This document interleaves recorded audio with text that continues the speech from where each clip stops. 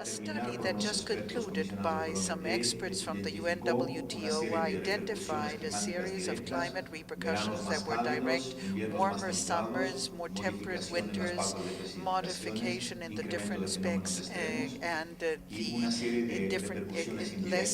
different extremes, a loss of biodiversity, rising of the seas, increase of diseases. What could be the repercussions of the mitigation policies in the tourism sector, and what would be the indirect social repercussions?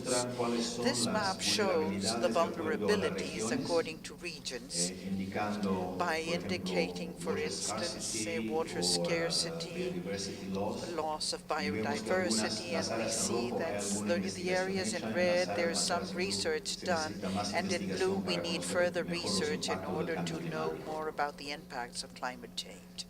This is a summary of the direct climate repercussions. Warmer summers will affect many regions in the Mediterranean, the Middle East, part of the US, the Caribbean, the south of Africa. The more temperate winters will have an effect on other regions, the European Alps, the ski resorts. The extreme phenomena will affect regions like the Caribbean, the coast of the US, the Polynesia, the Micronesia, water scarcity, which will affect regions, as you can see on the column to the right.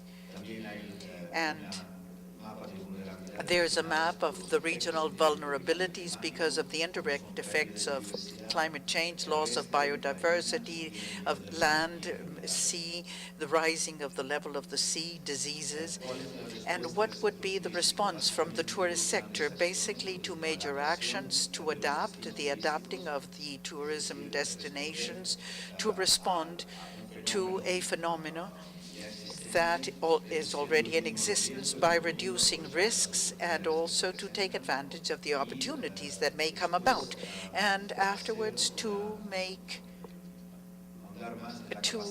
delve deeper into the capacity of the areas of climate change, and to try to, these are areas where we still have very limited knowledge. And here we see cases of adaptation, how winter tourism adapts. If there's little snow, we need to have snow done, artificial snow with snow cannons.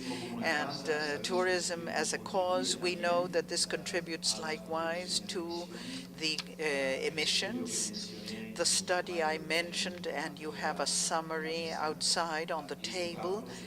There was an estimate done on specific data from the UNWTO that estimates that tourism will contribute by 5% to the globality of emissions, and of that 5%, 3/4 or 75% is due to transportation, with a greater influence caused by air transportation. The study also shows provisions for, if the year 2035, nothing has been done to mitigate the contribution of tourism to CO2 emissions, there will be an increase by 152% over the level of emissions as compared to the year 2005. And finally, I believe Mr. Lima will talk about this in greater detail, but we had two important events: the International Conference of Davos, that was held at the beginning of October this year and approved a declaration containing a series of recommendations for governments and international organizations, for the tourism sector and destinations, for consumers, for research and communication. And afterwards, there was a meeting at the ministerial level in London that was held by mid-November. Another step is the Cartagena Assembly. This is where we are at now. And finally, the conference or the summit on climate change in Bali, where the UNWTO will participate, and this is all marked within the Millennium Development Goals for the year 2015.